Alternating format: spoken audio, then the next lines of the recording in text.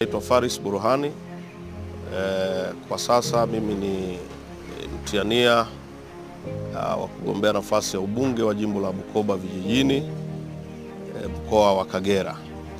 Mimi awali ya yote nimshukuru sana Mwenyezi Mungu mwingi wa rehema ambaye leo ameniwezesha kwa mapenzi yake nimerejesha fomu ya kugombea ubunge wa jimbo letu, jimbo la Bukoba vijijini.